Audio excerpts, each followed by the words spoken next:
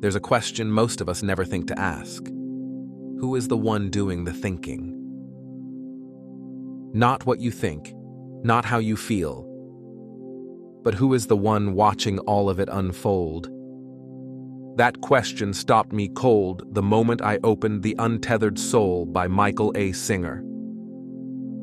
This book, often described as a guide to spiritual awakening and true self-awareness, quietly changed how I see the inner voice in my head and what it really means to observe my mind.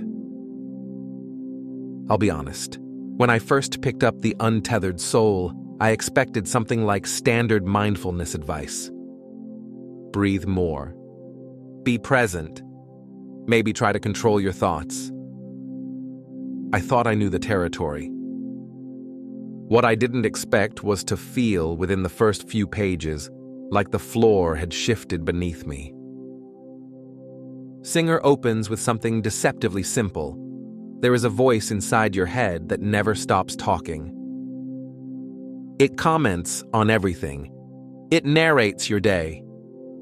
It replays the past. And it rehearses conversations that haven't even happened yet.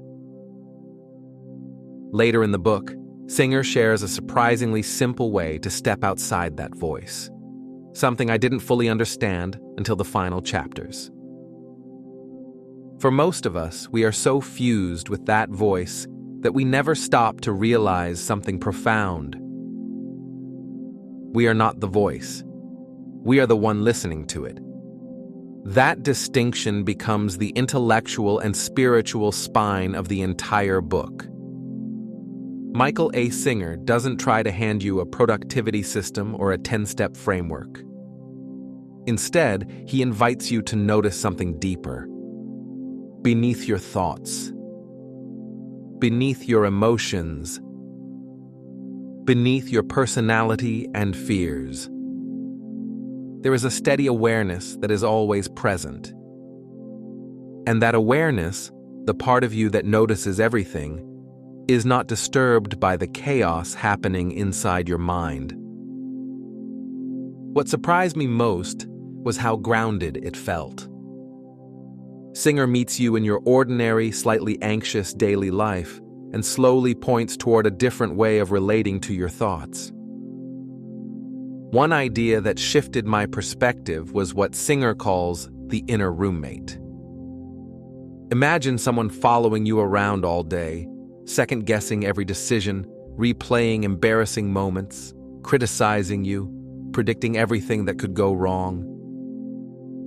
You probably wouldn't tolerate that person for very long. But because this voice lives inside our heads, we assume it must be us. What Singer helped me see is that it isn't. You can observe your mind, and anything you can observe cannot be the observer. That realization changed how I relate to my own thoughts. Instead of getting swept away by every anxious prediction or self-critical comment, I started experimenting with simply noticing them. Sometimes the voice is dramatic, sometimes it's fearful, sometimes it's creative. But once I started watching it instead of believing it, something subtle shifted. There was a little more space inside my reactions. Singer then moves into the emotional patterns we build around old wounds. He uses a powerful metaphor, the thorn. Many of us carry emotional thorns, painful memories or unresolved feelings from the past. Instead of removing the thorn, we build our entire lives around protecting it. We avoid certain conversations. We avoid certain risks. We avoid situations that might touch those sensitive places. Without realizing it, we design our lives around not bumping the thorn. Singer doesn't criticize these patterns. He simply shows that there is another option. Instead of tightening around uncomfortable emotions, we can let them pass through us. The more we resist emotional experiences, the more energy we trap inside ourselves. But when we allow feelings to move through without clinging or resisting, something begins to loosen. Singer also talks about our deeper fear of mortality. Many everyday anxieties, the need for control, the pressure for approval, the fear of the future, are connected to that deeper fear. When we accept that life is temporary, our priorities shift. The things we once defended so fiercely suddenly feel less important. Singer isn't encouraging recklessness. What he's pointing toward is freedom. When you stop organizing your life around fear, especially the fear of death, something opens. By the later chapters, Michael A. Singer explains what it means to step outside that inner voice. He calls it unconditional happiness, not forced positivity, not pretending difficult things don't happen. Instead, it is the willingness to remain open no matter what life brings. Life will still include loss, disappointment, uncertainty, change. But when you stop resisting the natural flow of experience, your inner world becomes far less turbulent. You begin to discover a kind of peace that doesn't depend on circumstances being perfect. What stayed with me most after finishing The Untethered Soul is how quietly it rearranges the way you experience everyday life.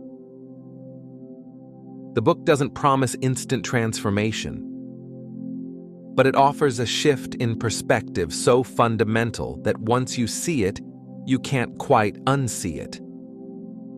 I found myself pausing in ordinary moments and asking a simple question. Who is noticing this right now? And in that moment, even briefly, a little space opens. Singer's ideas can soften the grip of old fears and long-standing mental habits. More importantly, they can bring us closer to a quiet inner stability rooted in awareness itself. Imagine moving through your days with a little more room inside. Less reactivity, more presence. That is what the Untethered Soul is pointing toward. Not a perfect life, but a more conscious one. If this resonated with you, like and subscribe to Well Read Club for more book breakdowns and mindset insights.